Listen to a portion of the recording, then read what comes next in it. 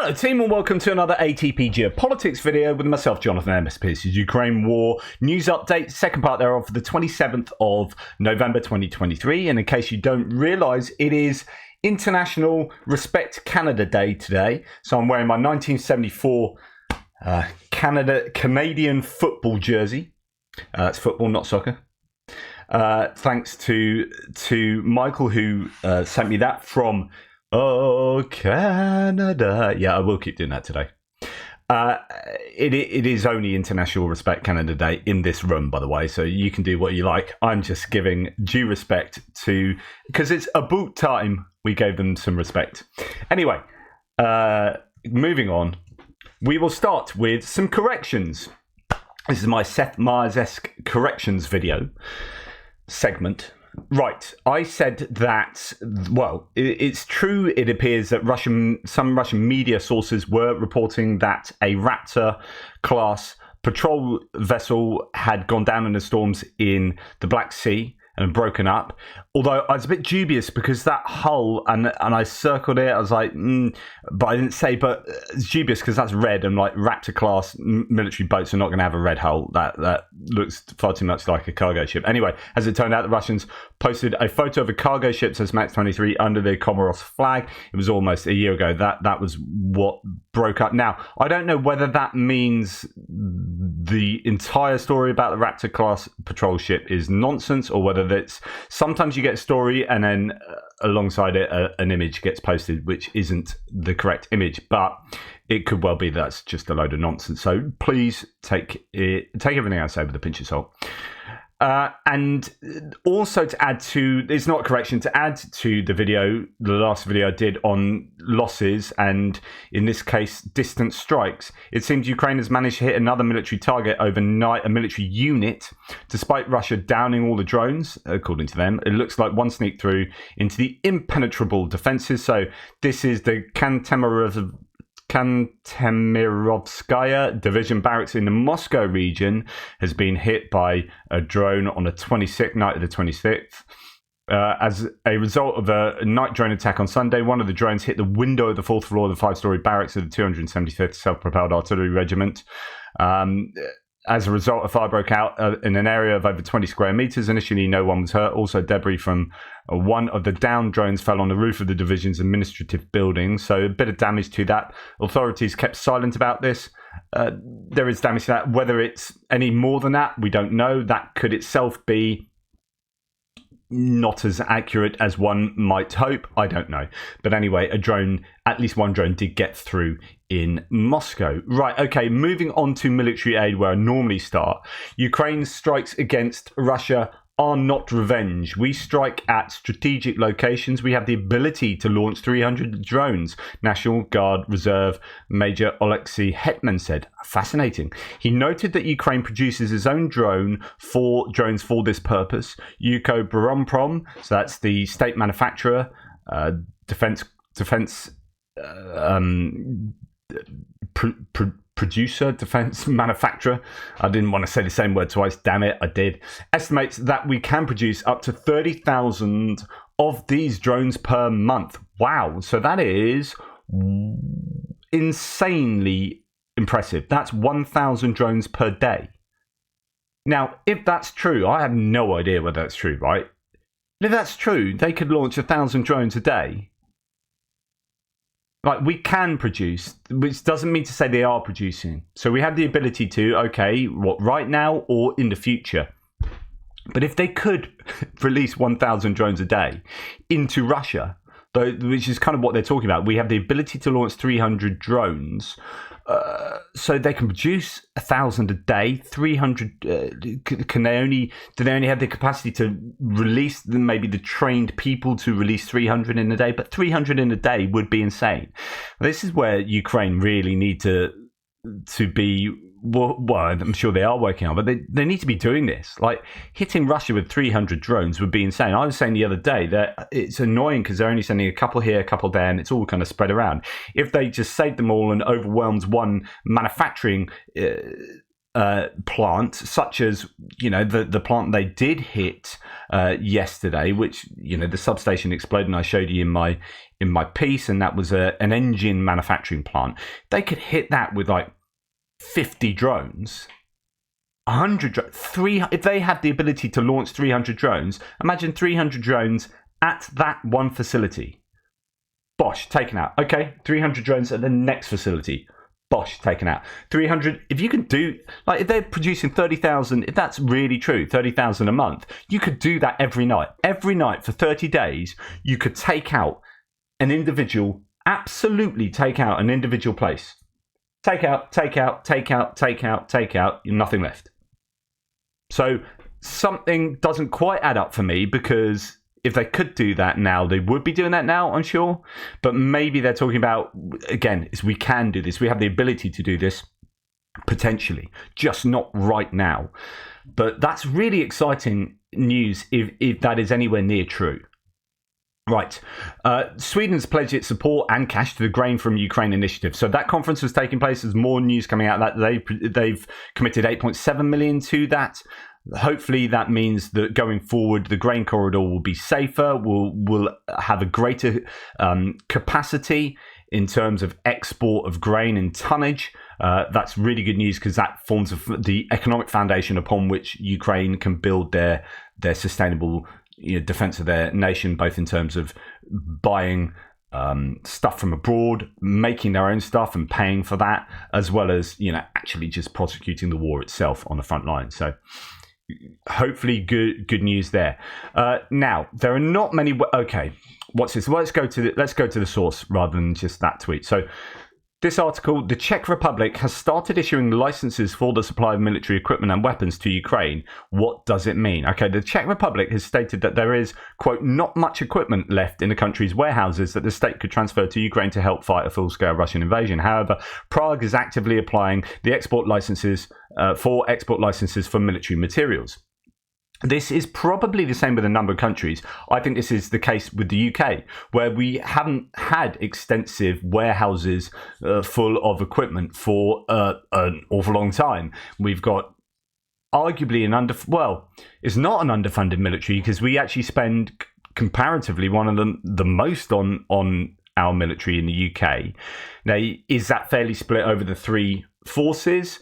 Or is that a case of wasting money on big projects? Like, for example, you could argue that our drone project has been a big waste of money, where we're spanking loads of money to produce a Reaper-style big drone, and then we're looking at the Ukraine war and saying, that's not the kind of drone that actually modern warfare needs. We need loads of small, really cool, either very cheap, low-tech drones, or high-tech, very capable but small drones that can do X, Y, and Z, and we need electronic warfare, and we need, we're spending enough money, but we're spending it arguably in the wrong places. Anyway, that's a whole other debate.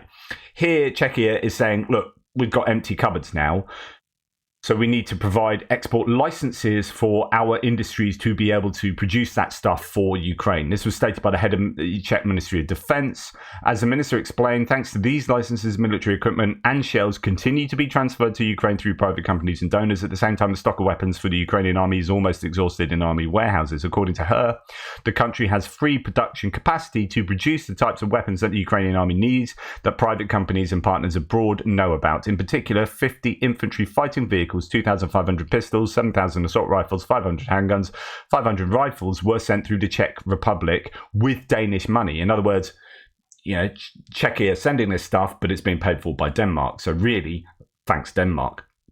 And that gives then an economic stimulus to Czechia, because unfortunately for Denmark, or however you see it, Denmark don't have the production capabilities for those things. Otherwise, you would assume Denmark would be going to their own Danish industry and saying, make all this stuff, we're going to pay you, that goes to Ukraine.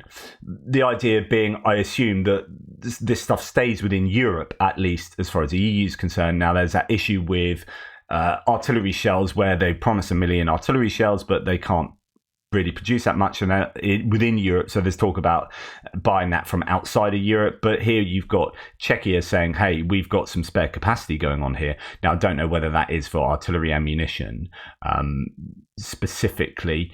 It said for Yeah, it says for generally for weapons, military equipment, and shells, it does say, continue to be transferred. Anyway, Chornakova added that in 2023, more than 4,000 servicemen in the armed forces of Ukraine underwent military training with Czech instructors. The training took place in Poland and the Czech Republic. The minister added that the state will continue to support Kiev in its fight against the invasion of Russian troops and provide the country with similar assistance. I think that's awesome. As reported by OBOZ.ua, Slovakia and Czech Republic raised 400,000 euros for a Black Hawk helicopter for the defense intelligence of Ukraine in 7 days. That's interesting. So Ukraine have got a Black Hawk. The total cost of the aircraft is about 4.3 million euros. As soon as the required amount is raised, the Black Hawk will be delivered to Ukrainian intelligence officers. It's not something I had heard, although I had heard a few things about Black Hawks, but I didn't look into it. So good that info has come to the fore there. Right, Turkey or Turkey. Turkish exports of military use goods to Russia soar in 2023. Turkish exports of goods to Russia that Moscow uses for military production, so that's probably your dual use goods, has spiked in 2023, bolstering worries about sanctions circumvention, the Financial Times wrote on the 27th. That's a real problem, and Turkey are very good at talking out both sides of their mouth. And here's another example where they're happy to take money from Russia and provide Russia with stuff that allows the Russians to build military equipment, whilst at the same time providing military equipment for Ukraine, and saying, yeah, we're on Ukraine's side, effectively. So, yeah, doesn't surprise me, but infuriates me nonetheless. Okay, Russian servicemen here complaining, and this is an interesting nugget, complaining about mortar bombs supplied by the Russian arms industry, says that they're lacking enough gunpowder to fire to necessary distances. I think as he says later, I think gunpowder should be translated as charges here. And that even Iranian bombs came with correct amounts of gunpowder. So what does this chap have to say? So we'll just enlarge that. Hang on a second. Mute. Okay, let's dip into it. So regarding the 120mm mines for the 2B11 mortar, so they're not mines, they're bombs, mortar bombs. The mortar fires to a distance of up to 9 kilometers. Thus, the 120mm bomb should have a range of 9 kilometers. For this, there should be enough gunpowder. 1 gunpowder for 1 kilometer. When supplied to units, each bomb should have 9 gunpowders, so that'd be 9 charges, I think. Or I don't know. We were receiving Iranian bombs. They came with 9 gunpowders. We were receiving bombs produced elsewhere, also coming with 9 gunpowders. For some reason, our bomb for the 2B11 mortar come from factory with 4 charges, let's say. As of today, we have collected around 200 bombs, which simply do not work due to a lack of gunpowder. It's unclear who established a norm of 4 gunpowders for the factories. We're accumulating a lot of bombs simply because we haven't got enough gunpowders. So again, as I say, charges we're not given them. We ask every day.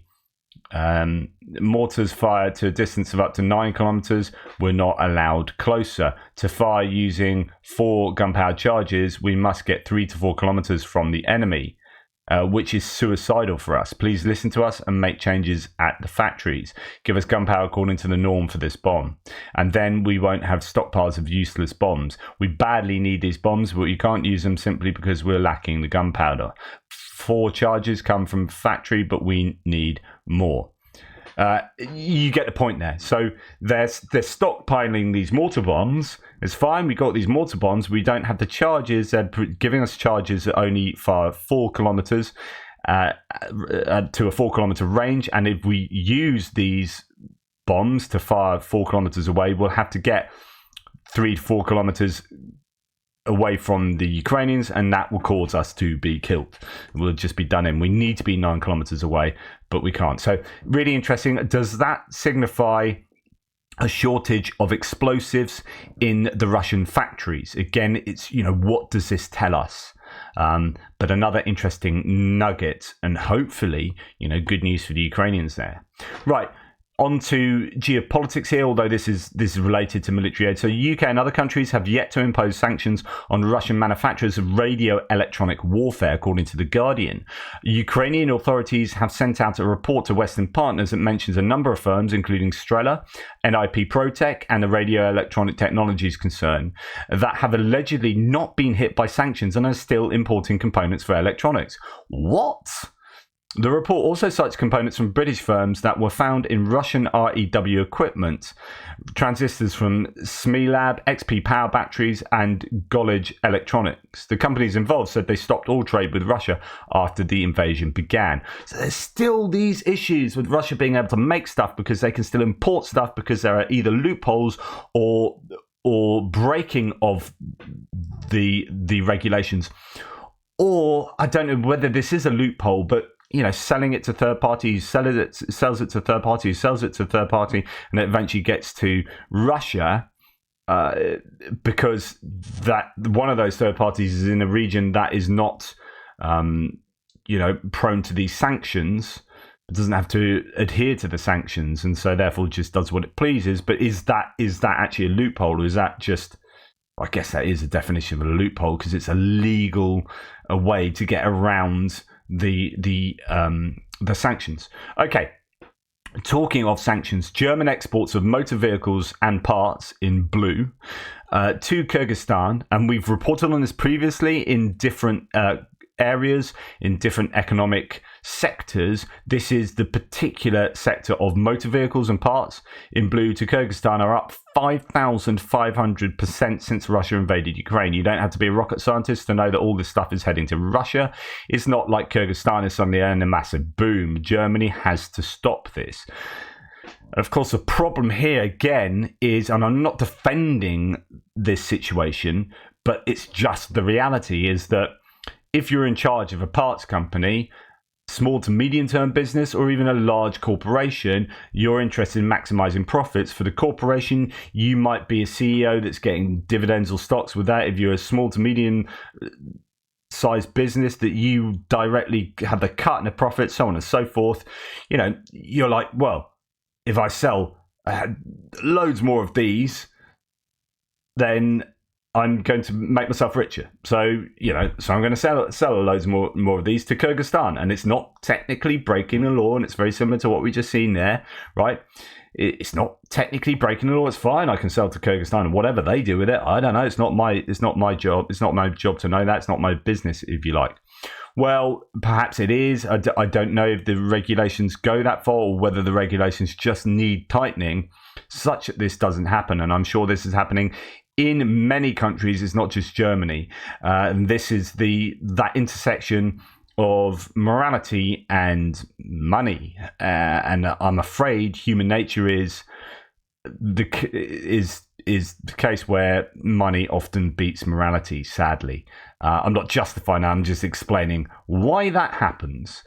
Because humans are kind of greedy, or we want to line our own pockets. And so that happens. So unfortunately, humans aren't very good at changing behavior. I've talked about this previously in terms of things like I wrote an article on this, funnily enough. You guys know I'm a Remainer. I would like the UK to have stayed in the EU, right? So I remember speaking to a colleague, in fact, my boss at a previous, in an educational institution, you think, yeah, they're likely to be really kind of liberal, but actually it's not necessarily the case. Like people have a straw man often of how things are. Anyway, she was pretty liberal, though. Having said that, I think in some respects, but she was like, "Yeah, I voted leave." I was like, "Oh, that's interesting. Why did you vote leave?" And she said, "Well, because the EU put a regulation on vacuum cleaners." I'm like, "What? That's why that's the main reason you voted leave?" I was like, interestingly, funny you should say this, I wrote an article on exactly that subject. So she's saying that the EU put regulation on vacuum cleaner motors so that you couldn't have a 2,000 kilowatt motor on a vacuum cleaner, and they reduced it to like 1,700, then 1,400. I think they might have reduced it more than that. I was like, that might have annoyed you, and it annoyed me when it happened because I really like a powerful suction vacuum to do my vacuuming, right? But actually, why they did that is to force the companies to change their behavior so that they are doing R&D into more efficient motors to put into their vacuums, and then eventually you have a vacuum that does the same job of suction but with a much more efficient motor. Therefore you're saving electricity, right? This is really good regulation. She's like, yeah, no, I don't see it like that. I was like, it is literally like that. So I complained in the same way you did that I couldn't go out and get a 2,000 watt Hoover, and I went out and bought a 1,400 kilowatt Hoover, and it had greater suction than my 2,000 watt. It wasn't too old, but it had broken down, and already in the time period, the vacuum companies had got their stuff together, and they'd created motors that were far more efficient for less power.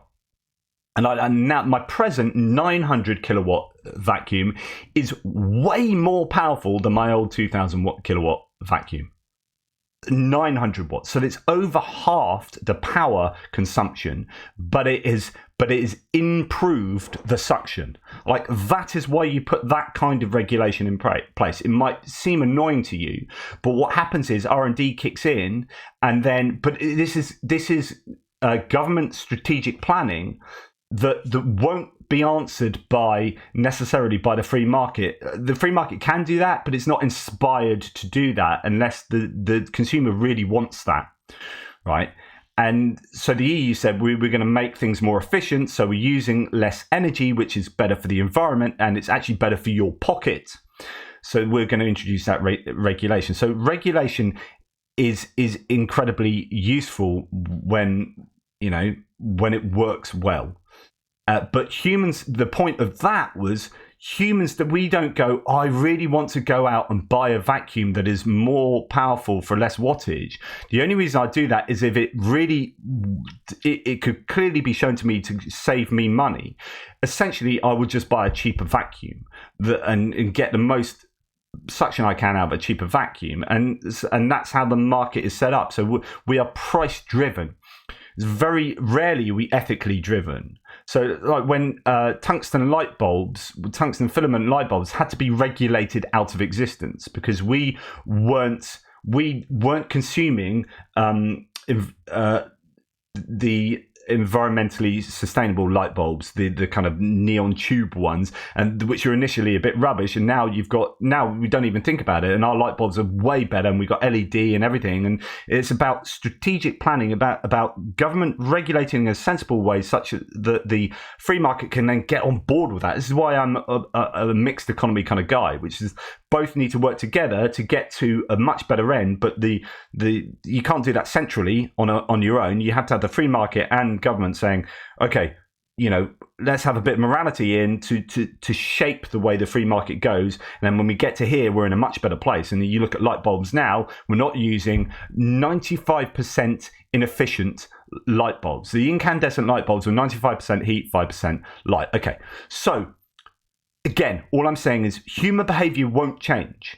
So you will get German exporters that are going to I'm going to make money out of this, so I'm going to do it. And I know it's morally bad, but money does the talking here. So you have to regulate really sensibly for that. And if humans will find loopholes to line their own pockets, so it's going to be a cat and mouse game of closing those loopholes through regulation. I'm sure lots of you will disagree. Latvian president and Lithuanian prime minister urge sanctions on goods from Russian-occupied Ukrainian areas, stressing EU cooperation and origin verification. This is one of those funny ones where there's good and bad to this. So the idea is that we're sanctioning Russian stuff, okay, going in and out of Russia. We need to be looking at sanctioning stuff from the occupied territories of Ukraine that are being run by Russia. So this is goods from there. So if they're exported from there, they need to be sanctioned to kind of punish Russia. Now, the issue here is that those people that are living there aren't always pro-Russian. And are you punishing the people? It's a bit like sanctions in general to some degree. They're not like military goods sanctions. If you're sanctioning things either in and out of Russia, that often punishes the Russian consumer. And the hope there is that then they get up in arms with the Russian government, get annoyed with the Russian government, and start trying to change the political landscape. But of course, in a very dictatorial country, that is less likely to happen. But you do have the double-edged sword with sanctions that real people get affected negatively by sanctioning in trying to change the political class at the top and the decision-making in the political strata. Here, if you sanction those occupied areas, you might end up punishing people working and living in those occupied areas as well. I don't know. I'm just trying to think around how it would work. But an interesting idea. I'd be interested to look into what the rationale for sanctioning those areas are, what the goods that would be sanctioned might be, and the ramifications it might have on the economy of those areas, and whether you want to screw over the economy. Because at the end of the day, if in the occupied areas the economy then starts doing really well, then they'll be like, hey, everything's cool in occupied Russia. So you can see the rationale for making the economy tank in the occupied areas, to make people suffer there so that they turn against the Russian occupation for putting them into that position. But it's that very utilitarian way of looking at it. We're going to make you suffer so that good will come out of it. Moral philosophy. Okay, Hungarian President Viktor Orban threatens to disturb the December summit of the EU leaders, demanding a strategic discussion on EU financial aid to Ukraine and the impact of Russian sanctions sanctions on Russia before discussing more Ukraine aid. Oh, Viktor Orban. Ugh.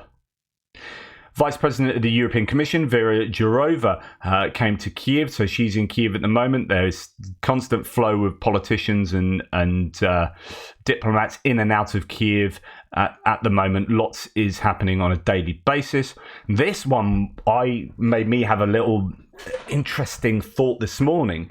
So Mike Pompeo, the US to back Ukraine no matter who wins the presidential election, so he says. So Mike Pompeo, the former US State Secretary in Donald Trump's administration, told NV on the 27th that support for Kyiv will continue even if his former boss wins the 2024 election.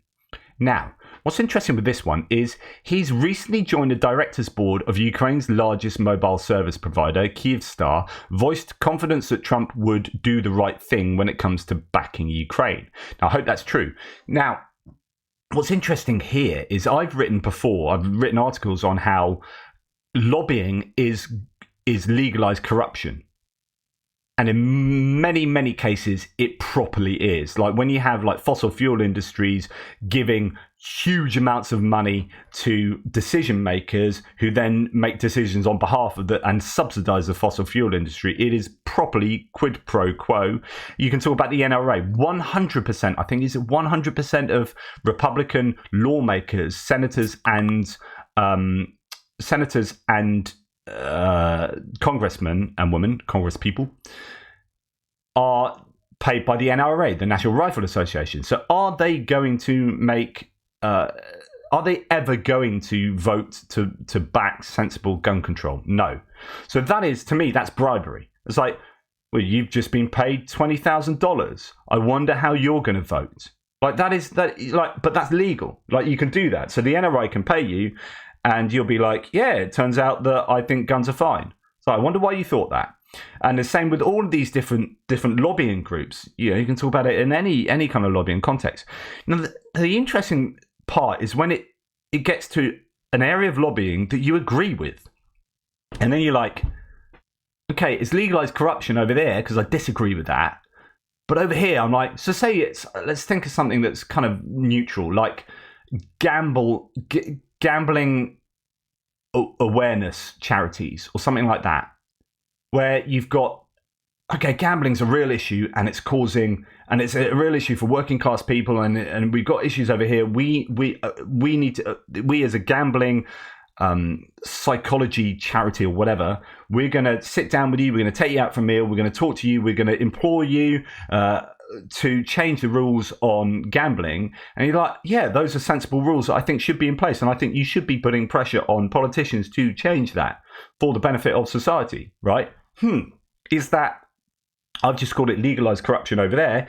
Is that legalized corruption here? I mean, you are putting pressure on, but it's pressure I agree with. And so there's that really interesting dynamic and that kind of moral grey area there. And here's one where this kind of applies. So I think this is a really sensible appointment, by the way, by Kyivstar. So get a Republican, former Republican, member of the cabinet or whatever, in a position on the board of directors of Kyivstar. What a sensible appointment. I think this is a genius appointment by them. And then he's going to be knowing the reality of the war in Ukraine and then putting pressure on fellow Republicans to support Ukraine. But also he's a go-between. I mean, it can work both ways, and it's just a really clever appointment. But if he's lobbying on behalf of Ukraine in general, then that's awesome. But what happens when he starts lobbying on behalf of the business interests of Kyivstar itself, just from a commercial point of view, and then they end up getting contracts that they wouldn't otherwise have had because of like that, the lobbying that he might do on their financial behalf rather than for Ukraine as a whole. So lobbying, there you go. You can see it from lots of different sides there. But either way, I think that's a very clever appointment by Kyivstar.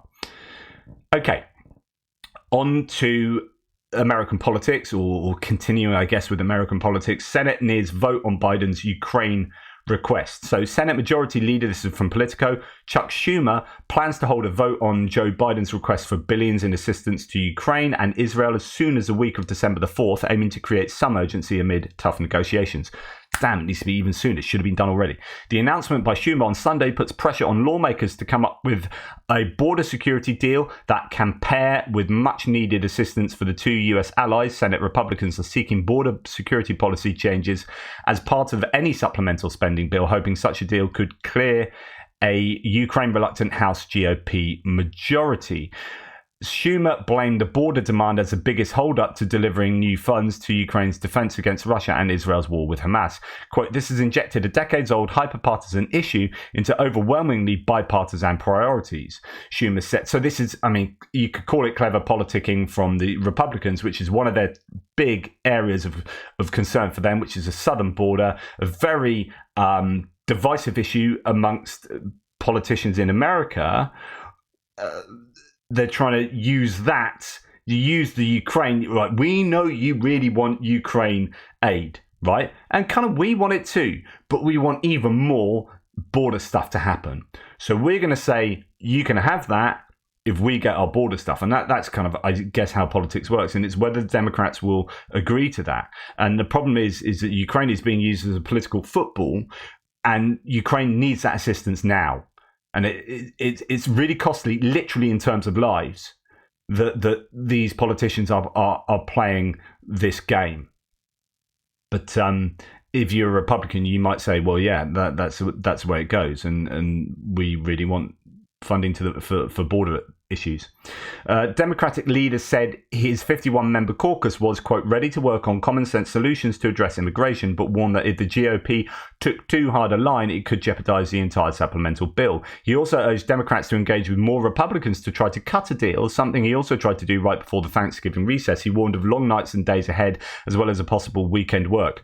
Well, earn your money, guys. I haven't had a day off in 500 days. A bipartisan gang formed several weeks ago with hopes of clinching a deal that would marry Biden's request for more than $100 billion for Ukraine, Israel, Taiwan, and the border with changes to US asylum and parole policy.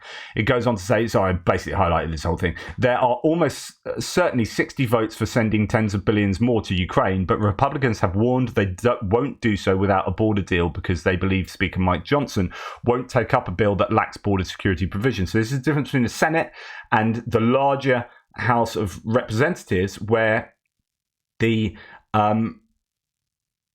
where Mike Johnson, who's the Speaker for the majority Republicans in the House there, won't agree to just the Ukraine bill, where the senators probably would agree bipartisan agreement for just, Ukraine assistance. It's Mike Johnson and a bunch of people in the House of Representatives that are, being difficult there. So, it believes that Mike Johnson won't take up a bill that lacks border security provisions. Schumer's push for a Senate vote in early December gives the Senate talks a deadline, and it may be needed. Congress has twice passed spending bills this autumn that leave out Ukraine aid, and things will only grow tougher in the new year. Quote, nothing would make autocrats like Putin or Xi happier right now than to see the United States waver in our support for the Ukrainian people and its military, Schumer wrote in his letter. And he's bang on there. He's absolutely bang on. This is geopolitical shooting yourselves in the foot. But Mike Johnson doesn't really care about that because he cares about his constituency and his own ideology. And Ukraine is right down the list of concerns for him. And the border is right up the list of concerns for him. So, he's just doing what he thinks is right for him. I just think it's absolutely very wrong decision objectively or for global security. This is not just about Ukrainian or transatlantic security. He says it's about American security as well because an unchecked Putin would be an emboldened Putin. Schumer also said there would be an all-senators briefing on Ukraine in the coming days. Good time for my wireless mouse to run out of batteries. So, moving on, a Russian war correspondent recently wrote that Putin's regime has some kind of opposition, scare quotes opposition. The correspondent believes that there is indeed a strong and large opposition in Russia which does not agree with the course of the government. The main claim of the opposition towards Russian authorities is that the government is not massacring Ukrainians sufficiently and brutally enough. So this is the problem, is that the opposition in Russia might well be there and might well be a threat to Putin, but this is the classic but actually, better the devil you know. Putin might be the better version of rulership in Russia, given that the opposition is actually even more ultra-nationalistic. Therefore, in the correspondent's opinion, American and Ukrainian security services are in a situation where it is better not to remove Putin, because if he is gone, the so-called party of war will come to power in Russia. Russian people are in the mood for war and victory, not diplomatic negotiations. The correspondent believes that the real choice in Russia is between Putin and this war party. The liberal Russian opposition, as he states, is either out and divided and only interested in funding, or imprisoned or destroyed. They have no authority in Russia. I would generally agree with that last part. I think liberal opposition has been quashed, and even if it's there, they can't do anything for fear of the internal security services coming down heavily on them. I think that Putin has no real opposition right now. Even Prigozhin did not oppose to Putin directly, but Shoigu and Gerasimov, and was himself liquidated. Condemning Putin's regime is most likely done by simple soldiers, infantry who are used in meat assaults, but they as well appeal to Putin as Tsar with complaints about bad commanders and not to oppose the regime and its war. I don't see Putin's desire for real negotiations. He is the person who gave the order to start the war. This is a full-scale bloody war, killing civilians in Ukraine, using scorched earth tactics to kill as many Ukrainians as possible and force them to relocate. If Russia is not stopped now, it will rebuild its military capabilities very quickly and attack again in a few years, most probably not just Ukraine.